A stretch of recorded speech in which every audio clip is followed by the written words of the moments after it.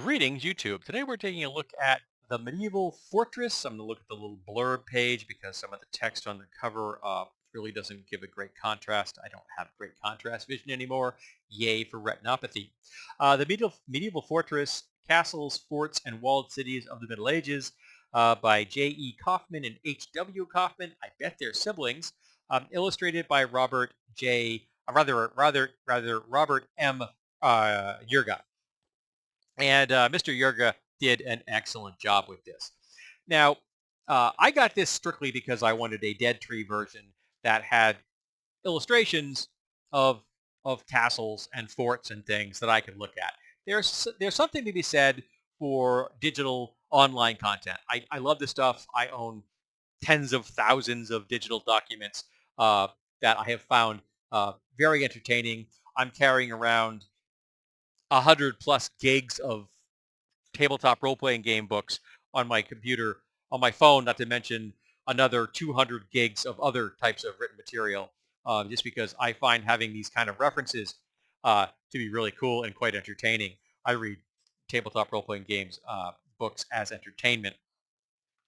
Now, in some of the floor plans you're going to see in here, are going to be this kind of very regular design.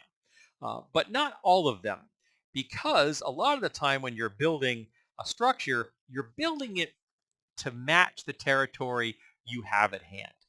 And if the best place to build a castle, which is on a hill that you want to have, so you can purview of your territory, you're going to want to make sure that you maximize the amount of structure you have on top of that hill. So you're going to build your structure to match the geologic features of that hill, which means it's not going to be nice round or square or diamonds or rectangle. It's going to be whatever organic shape it has to be to give you the maximum amount of space for the entire interior structure and maximizing the defense's characteristics. So you're going to have those walls coming right to the edge of those cliff faces so that there's nowhere for someone to come up and rest while they're trying to get into into your castle um, or your fort.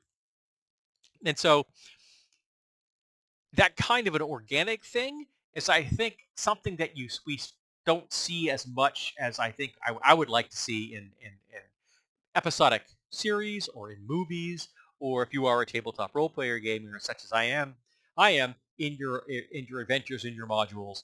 And if you are a separate person like that, I did do a video about this book specifically for them.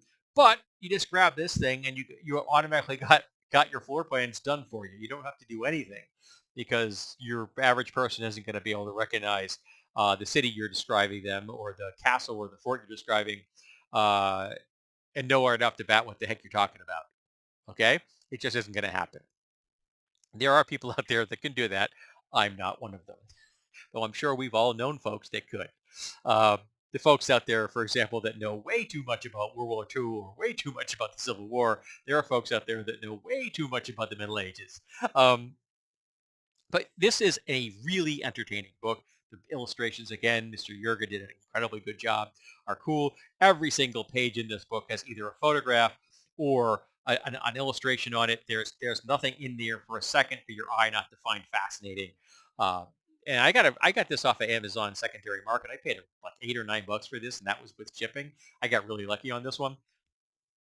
But yeah, get yourself a copy. It's well worth your time.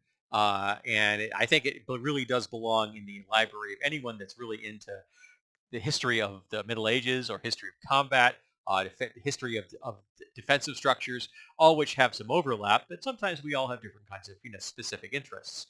My interests kind of cover all of those things.